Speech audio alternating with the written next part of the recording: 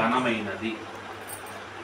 దేవుడు అన్ని విషయాల్లో ఘనమైనదిగా చెప్పడానికి గల కారణం, ఆది యందు దేవుడు ఆదాము హవ్వలకి తొలుత మొట్టమొదటి వివాహము జరిగించిన విధానాన్ని బట్టి మరి ఘనముగా మరి వివాహాన్ని ఎంచడం జరిగింది. ఎందుచేత ఘనమైనదంటే అప్పటి వరకు మరి మరి పురుషుడు ఒక స్థానంలో, మరి స్త్రీ ఒక స్థానంలో ఉంటారు. అయితే దేవుడు వారిద్దరిని ఘనపరిచి కలిపి, వారిద్దరిని ఘనపరిచి మరి నమ్మకమైనటువంటి జంటగా ఏర్పాటు చేయడం అనేది నిజంగా ఘనమైనదే. అందుచేత వివాహము అన్ని విషయంలో ఘనమైనది. అంటే మొట్టమొదటిగా పురుషుడు స్త్రీ, పెళ్లి కుమారుడు పెళ్లి కుమార్తె, అంతవరకు వారు ఎక్కడ వారో, ఏ ప్రాంతం వారు, వివిధ ప్రాంతాల వారు, వివిధ కుటుంబముల వారు, వివిధ మరి కల్చర్.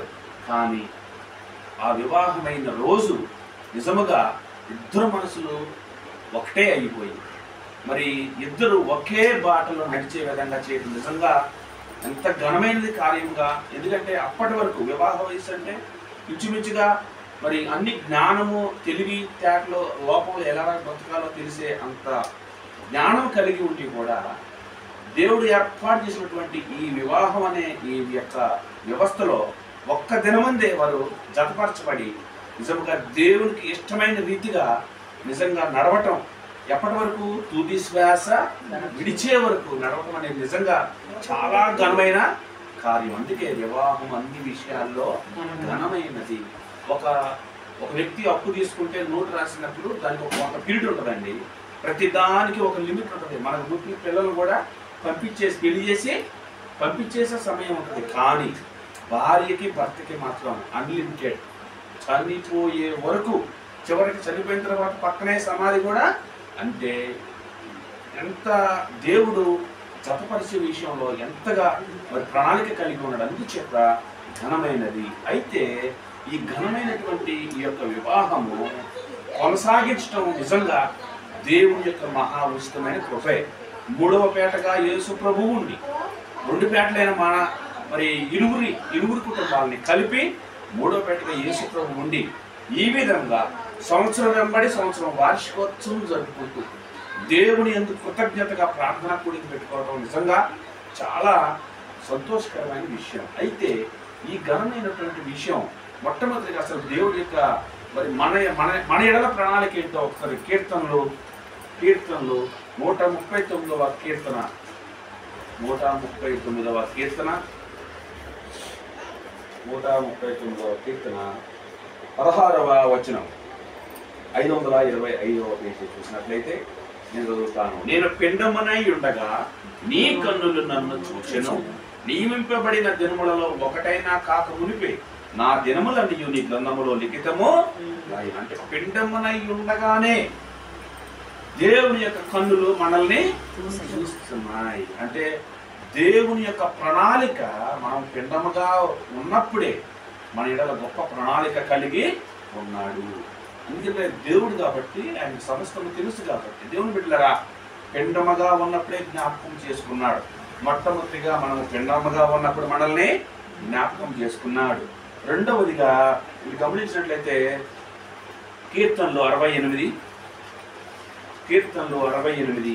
6వ వచనం 485వ పేజీ చూసినట్లయితే కీర్తనలు 68 6వ వచనం.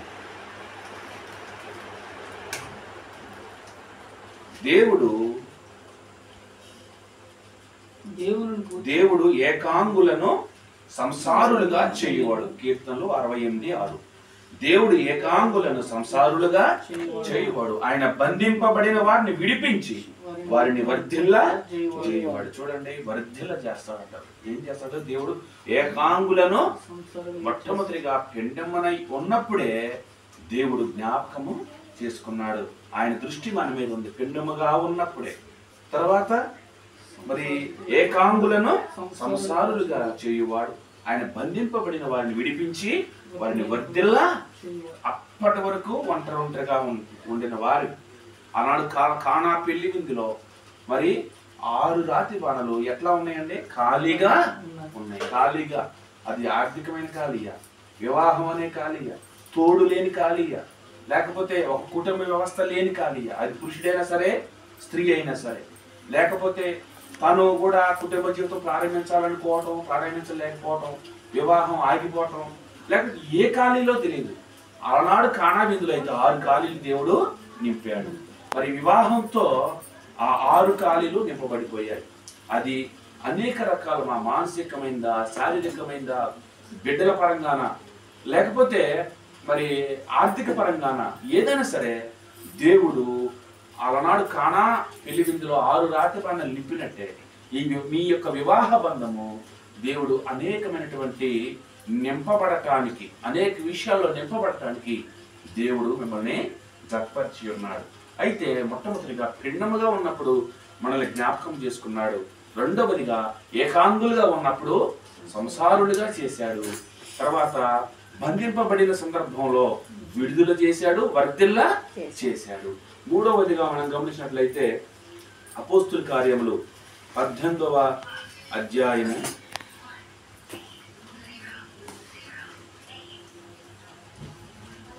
18వ అధ్యాయం తీద్దాము ఒకసారి. అపోస్తుల కార్యములు 18వ అధ్యాయం 1 నుంచి 3 వరకు చూద్దాం. అటు తరువాత పౌలు ఏథెన్సు నుండి బయలుదేరి కొరింథునకు వచ్చి పొంతు వంశీయుడైన అకుల అను ఒక యూదుని అతని భార్య అయిన ప్రిస్కిల్లను కనుగొని వారి యొద్దకు, ఎక్కడికి వెళ్ళాడంటే పౌలు గారు వారిద్దరిని కనుగొని వెళ్ళాడు. ఎందుచేత అర్థమైపోయింది పౌలుకి, ఎవరైతే చక్కగా ఆతిథ్యం ఇవ్వగలరో, ఎవరైతే చక్కగా ఆదరించగలరో. పౌలు గారు వచ్చినప్పుడు అకుల, ప్రిస్కిల్ల వారి యొక్క గృహానికి చేరటం జరిగింది. తర్వాత అదే యొక్క అధ్యాయంలో 11వ వచనం చూద్దామా. అతడు వారి మధ్య దేవుని వాక్యం బోధించుచు 1 సంవత్సరం మీద 6 నెలలు అక్కడ సంవత్సరం 6 నెలలండి. అకుల, ప్రిస్కిల్లాలు వారు కూడా డేరాలు కుట్టుకునేవారు. వారితో కలిసి పౌలు గారు కూడా డేరాలు కుట్టుకుంటూ, ఆయన కష్టం అయింది, వాళ్ళ కష్టము అయింది. నిజంగా సంవత్సరం 6 నెలలు 18 నెలలు అపోస్తుల కార్యముల 18వ అధ్యాయంలో 18 నెలల పాటు అకుల, ప్రిస్కిల్లాలను ఎంతగా ఆదరణ కలిగి ఆదరించి మరి ఆతిథ్యం ఇవ్వగలిగినటువంటి దంపతులు చూడండి. ఒక దైవ సేవకుడిని మరి భారభరితమైన సువార్త సేవ చేయాలనుకున్న పౌలు గారిని వారు వారి గృహంలోనే పెట్టుకున్నారండి. పెట్టుకొని ఆతిథ్యం ఇచ్చారు ఎంతగా. అదే అధ్యాయంలో మీరు ఒకసారి చూసినట్లయితే 20వ వచనం చూద్దాం. 20వ వచనం, మారింకను కొంతకాలం ఉండమని అతనిని వేడుకున్నాడు. చూడండి, వెళ్ళిపోతున్నారు పౌలు గారు. మరి ఇప్పుడు సువార్త ప్రకటించాలంటే ఇంకా ఉండమంటారు. 18 నెలలు అప్పటికే ఉన్నా కానీ ఎంత ప్రేమ కలిగిన దంపతులు. అలాంటి ప్రేమ దేవుడు కూడా మీ ఎడల ఉంచినందుకు నిజంగా దేవుడు నిజంగా వివాహం అన్ని విషయంలో ఘనమైనది. ఎందుకు చెప్పనంటే ఒకరి మనసు ఒకరి వివాహం అయ్యే వరకు తెలియదు. ఒకరి కుటుంబం గురించి ఒకరికి వివాహం అయ్యే వరకు తెలియదు.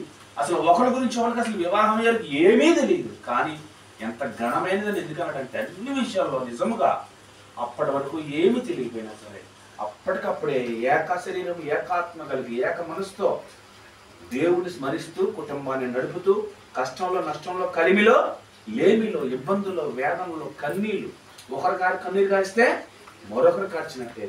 ఒకరు సంతోషంగా ఉంటే ఇంకొక సంతోషం. ఈ సంతోషం పరిపూర్ణము యేసు ప్రభువులోనే ఉంటది. ఈనాడు వివాహ వార్షికోత్సవం. దేవుడు అంటే ఎరగని వారు సినిమాలకు వెళ్తారు, షికార్లకు వెళ్తారు, విహారయాత్రలకు వెళ్తారు, డబ్బులు ఖర్చు పెట్టుకుంటారు, కేకులు తెచ్చుకుంటారు, రకరకాలుగా ఖర్చు పెడతారు. ఎందుచేత వాళ్ళు ఎట్లా సెలబ్రేట్ చేసుకోవాలని ఆలోచిస్తారు. కానీ అసలు మనం ఎందుకు ఈ పుట్టుక పుట్టామో, నిజంగా జతపరిచింది ఎవరో, అసలు దీని అంతటికి మూల కారణం ఎవరో అనేది వారికి గ్రహింపు ఉండదు. దేవుని బిడ్డలే మనకి ఆ గ్రహింపు ఉంది కాబట్టే ప్రథమ స్థానం దేవుడికి ఇచ్చి దేవుని ముందు పెట్టి, అయ్యా ఈ నా జీవితం నేను పుట్టానంటే నీ దయ, నేను పెరిగానంటే నీ దయ, నేను ఏకాంగులుగా ఉన్నప్పుడు సంసారులుగా చేసావంటే నీ దయ, నేను పిండమనై ఉన్నప్పుడే నువ్వు నన్ను జ్ఞాపకం చేసుకున్నావు, అది నీ దయ. అయ్యా ఆ కుటుంబం నాకు తెలియదు, నా కుటుంబం నాకు తెలియదు, ఆమె తెలియదు, అయితే ఘనమైనదిగా జతపరిచావు, అది నీ దయ.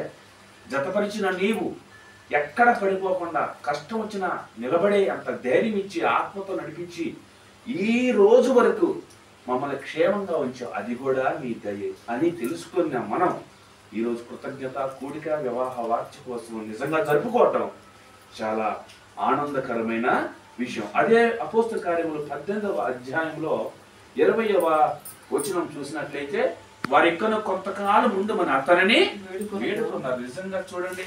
మూడవదిగా మీరు గమనించినట్లయితే 27వ వచనం చూద్దామా, 24, 26 చూద్దాం.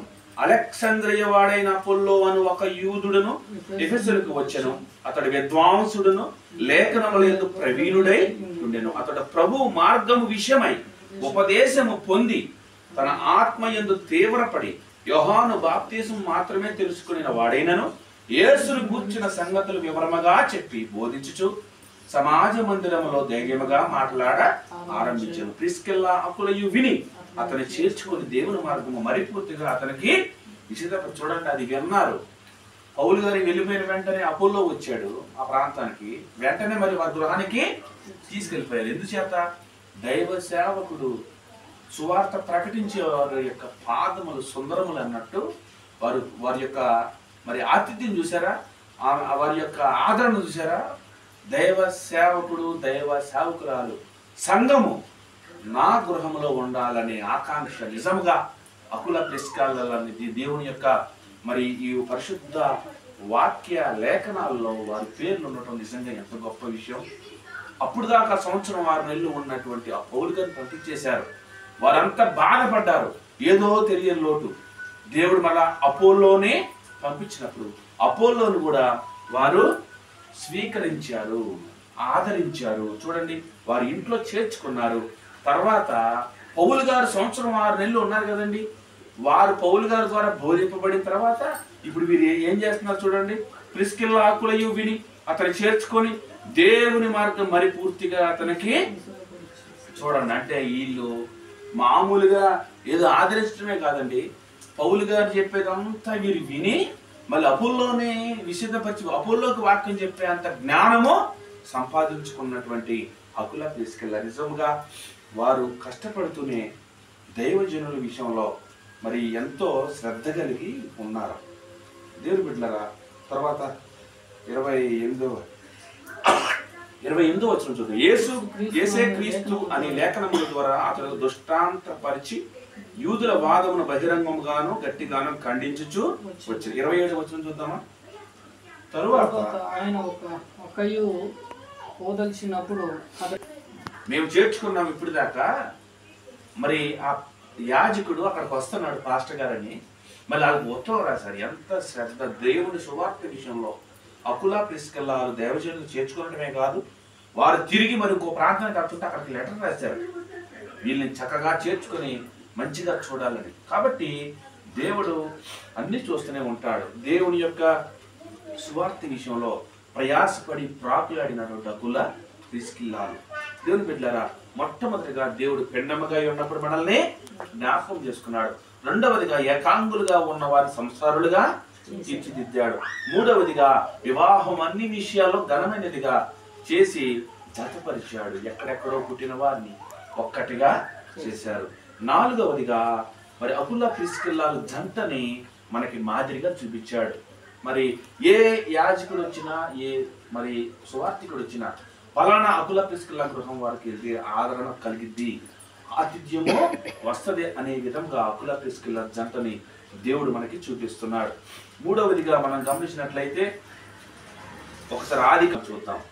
నేను చదువుతాను. మరియు మమ్రే దగ్గర ఉన్న సింధూర వనములో అబ్రహాము ఎండవేళ గుడారపు ద్వారమందు కూర్చొని ఉన్నప్పుడు యెహోవా అతనికి కనబడెను.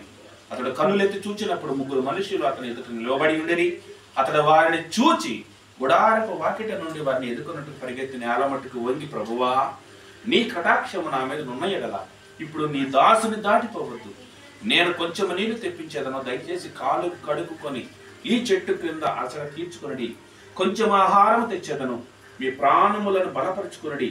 తరువాత మీరు వెళ్ళవచ్చును. ఇందు నిమిత్తము కదా మీ దాసుని యొద్దకు వచ్చిత్ర నేను. వారు నీవు చెప్పినట్లు చేయమనగా అబ్రహాము గుడారములోనున్న శారా యొద్దకు త్వరగా వెళ్ళి నీవు త్వరపడి 3 మానికల మెత్తని పిండి తెచ్చి పిసికి రొట్టెలు చేయమని చెప్పెను.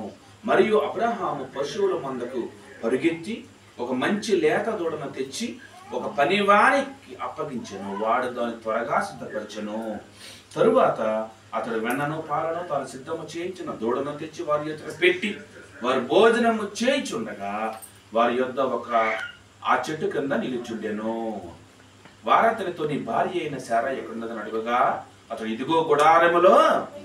చూడండి, అబ్రహాము అప్పటికే ఇంచుమించుగా 75 సంవత్సరముల వయసులో ఉండిన సందర్భం గమనించినట్లయితే, ఎప్పుడైతే ఆ ముగ్గురు మనుషులు వచ్చినప్పుడు, కన్నీరు చూసిన వచ్చినప్పుడు, నిజంగా ఎంత ప్రేమ కలిగినటువంటి అబ్రహాం అండి. శారాకి చెప్పిన వెంటనే 3 మానికల మెత్తని పిండి తెచ్చి పిసికి చేయమంటే, ఇప్పుడే 3 మానికల పిండి ఒక్కదాన్ని నేను ఎట్లా చేశాను ఇంత వయసులో అని అన్నారా? అనలా. ఎంత వినయము విధేయత చూపించింది శారా.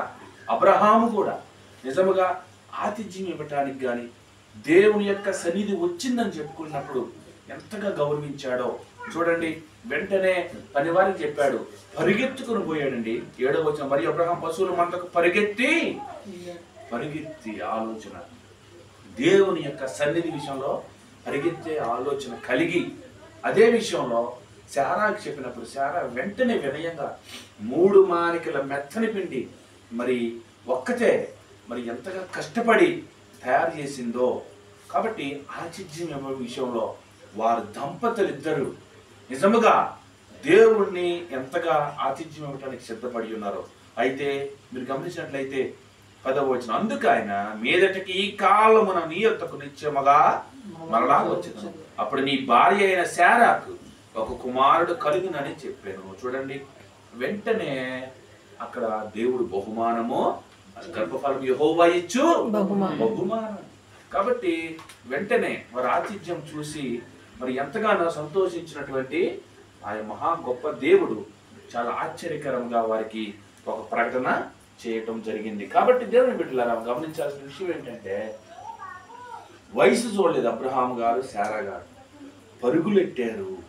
దైవనే సన్నిధి అంటే దేవుని యొక్క సువార్త సంబంధమైన విషయాల్లో పరుగులెత్తారు. అకుల ప్రిస్కిల్లాలు కూడా అదే రీతిగా పరుగులెత్తారు, ఆతిథ్యం ఇచ్చారు. ఎందుచేత మొట్టమొదటిగా భిన్నమై ఉన్నప్పుడే దేవుడు మనల్ని మన దృష్టి సారించి దేవుడు మనల్ని ఏర్పాటు చేసుకుని ఉన్నాడు. దేవుని యొక్క దృష్టిలో మనం ఉన్నాం. మనం ఒక లోన్కి వెళ్ళినప్పుడు ఒక ఎమ్మెల్యే గారు మనకి లోన్ ఇవ్వాలని ఆయన దృష్టిలో మనకి ఇవ్వాలని ఉంటే, నీ దగ్గర ఉన్న అప్లికేషన్స్ మొత్తం నీకంటే యోగ్యులైన వారు ఉన్నా ఆయన దృష్టిలో కన్నా నీకు ఇవ్వాలని ఉంటే ఖచ్చితంగా నీకు మేనేజర్తో మాట్లాడి లోను ఇప్పిస్తారు. దేవుని దృష్టిలో మంచి విత్తనముగా ఉన్నటువంటి, మంచి పిండముగా ఉన్నటువంటి ఆ యొక్క సర్వ సృష్టికర్త అయిన దేవుడు, హృదయ అంతరంగ ఎదిగిన దేవుడు మరి ఆ పిండమై ఉన్నప్పుడే దేవుని దృష్టి మన మీద పడింది. 2 ఎదుగుతూ ఉన్నప్పుడు, కాబట్టి ఎదుగుతూ ఉన్న సందర్భంలో ఏకాంగులుగా ఉన్నప్పుడు దేవుడు సంసారులుగా చేసి ఉన్నాడు. తర్వాత వివాహం అన్ని విషయాల్లో ఘనమైనది. ఆ ఘనమైన కార్యం జరిపించిన దేవుడు అకుల ప్రిస్కిల్లా వలె చక్కని జంటగా దేవుడు మిమ్మల్ని ఏర్పాటు చేసి ఉన్నాడు. ఆతిథ్యం విషయంలో, ఆదరణ విషయంలో, సువార్త విషయంలో, దేవుడి జ్ఞానం పొందుకునే విషయంలో, పరిశుద్ధ దినాన్ని ఆచరించే విషయంలో, అన్య జనులైనప్పటికీ నిజమైన దేవుడిని తెలుసుకొని మారు మనసు విషయంలో, భక్తి జీవితం విషయంలో, మాదిరికరమైన జీవితం విషయంలో దేవుడు మిమ్మల్ని ఏర్పాటు చేసుకునడం నిజంగా ఎంతో గొప్ప విషయం, నిజంగా ఎంతో ధన్యకరమైన విషయం. దేవుని దృష్టిలో మనందరం పిండమై ఉన్నప్పుడే, మనందరం ఏకాంగులుగా ఉన్నప్పుడే, విడిపోయినప్పుడే, ఏకాంగులుగా ఉన్నప్పుడే దేవుడు జతపరిచిన విధానం నిజంగా ఎంతో దేవుని యొక్క చిత్తమై ఉన్నది జతపరచడం అనేది. చివరిగా 15వ కీర్తన చూద్దాం. 8వ కీర్తన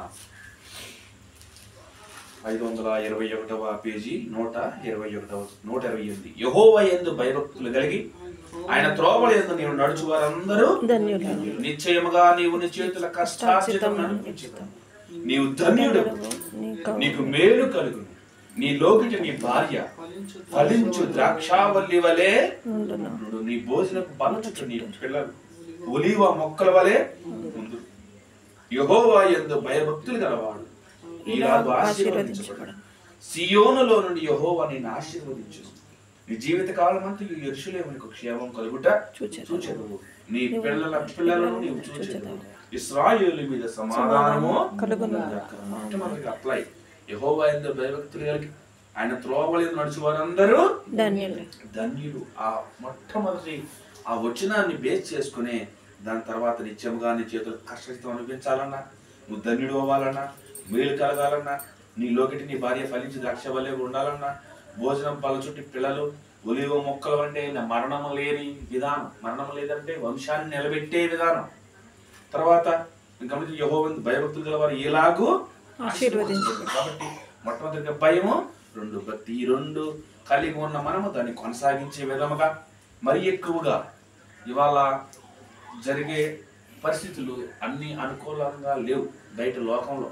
అయినా కానీ అవన్నీ మనం అర్థం చేసుకొని అడ్జస్ట్ అయిపోయి మనము దేవుని యందు భయభక్తులు కలిగి ఉండే దాన్ని కొనసాగించే విశ్వాసాన్ని కొనసాగించే బిడ్డలుగా చక్కని జంటగా గతంలో ఏ రీతిగా అయితే వివాహమైన కొత్తలో నూతనోత్సాహంతో ఉన్నామో అదే నూతనోత్సాహం తుది శ్వాస విడిచే వరకు నిన్న నేడు నిరంతరము మారని ఆ దేవుడు ఏ రీతిగా మనకు తోడై ఉన్నాడు, మనము కూడా పూర్వపు దినాల్లో కానీ వర్తమానంలో కానీ భవిష్యత్తులో కానీ తదనంతరం వరకు కానీ నమ్మకమైనటువంటి బిడ్డలుగా దేవుని యందు భయభక్తులు కలిగి ఉండే విధముగా ఉండాలని, అలాంటి స్థిరమైన మనసు హృదయం మనకి దేవుడు దయచేయాలని మనం నిరంతరము ప్రార్థన చేయవలసిన వారమై ఉన్నాము. దేవుని బిడ్డలారా, మొట్టమొదటిగా పెన్నమై ఉన్నప్పుడే మనల్ని జ్ఞాపకం చేసుకున్నాడు. రెండవదిగా ఏకాంగులను సంసారులుగా చేశాడు. మూడవదిగా వివాహం అనే విషయంలో ఘనమైన వివాహము చక్కగా ఒక మంచి జంటగా అర్థం చేసుకునే జంటగా ఏర్పాటు చేశాడు. మీరు గమనించినట్లయితే మన పుట్టుక మనకి తెలియదు, మన చావు మనకి తెలియదు, అది దేవుడికి మాత్రమే తెలుసు. అయితే వివాహం విషయంలో మాత్రము మనం కోరుకునే వివాహం అయితేనేమో ఒక రకంగా ఉంటుంది, అది లోకానుసారంగా ఉంటుంది.